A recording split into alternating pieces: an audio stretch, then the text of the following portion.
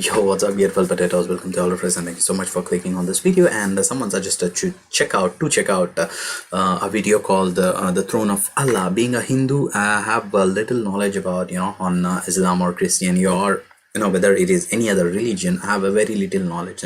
Since my childhood. I used to go to a lot of temples or a lot of other religious places, but like mostly Hindu religious places back in India.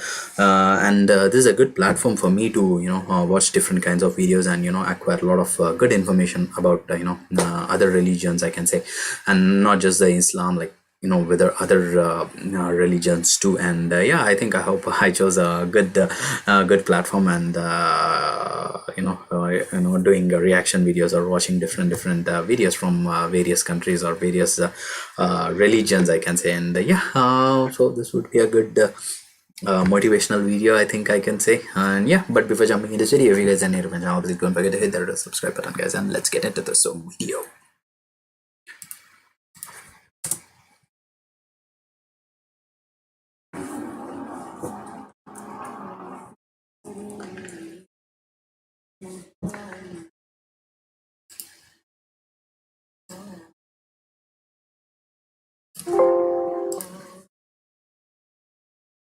In no possible way this video is going to show you anything of the unseen world. Viewer understanding is very important. Hold on. Viewer understanding is very important, okay?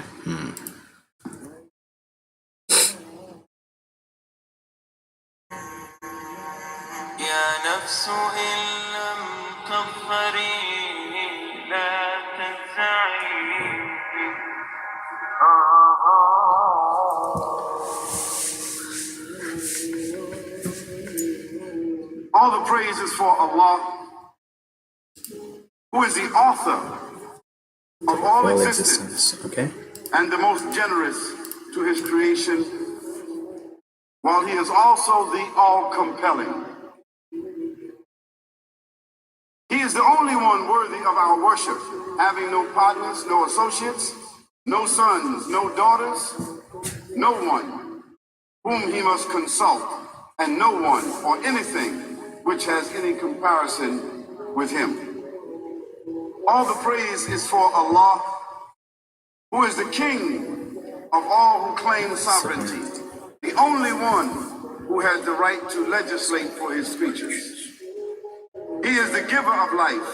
He is the causer of death, while death has no effect upon him, because he is the ever-living, the self-subsisting, the eternal, and the only absolute. All the praise is for Allah, who has power over all things, and there is in reality no power and no strength, no influence to cause benefit or detriment except through him. It is he who created this complex world, the seen and the unseen, the evident and the speculative, the earth and all that is on it, and everything that is in it. It is he who sent his messengers and prophets, alayhimus salam, with the common message of strict monotheism, which simply means that there's absolutely no one worthy of worship except God, no one worthy of our obedience except the Almighty, the One, the Absolute, and who has no partners. The earlier messages, which changed the world in the area in which the prophets were sent, those messages we know have changed. And even the prophets who brought them, their names are now lost.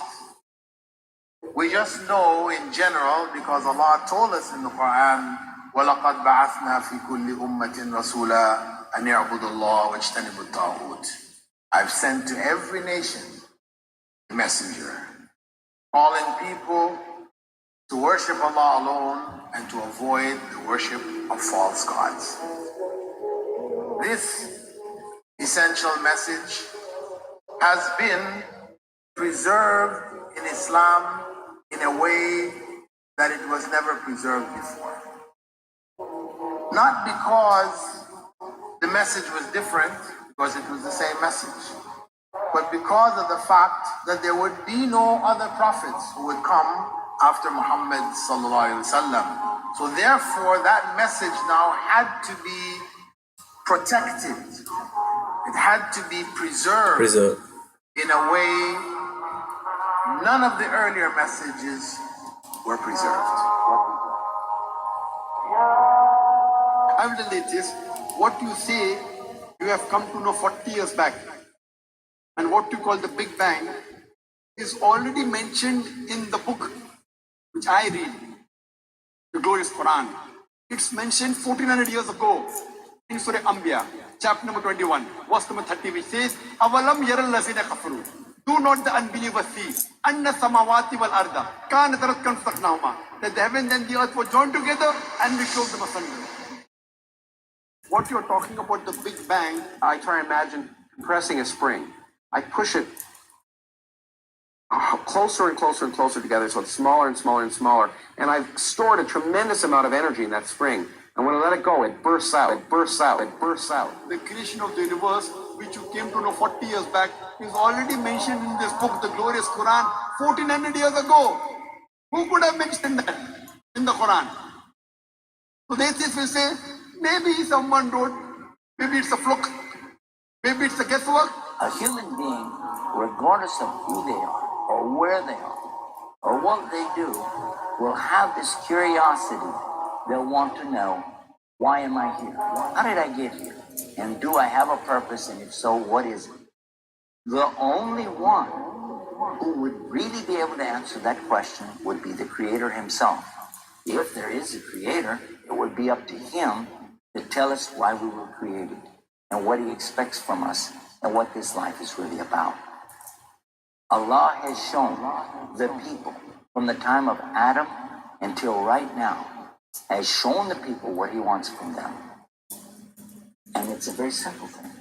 And that is that worship be for him alone without any partners. In fact, we know this life to be a test from Almighty God.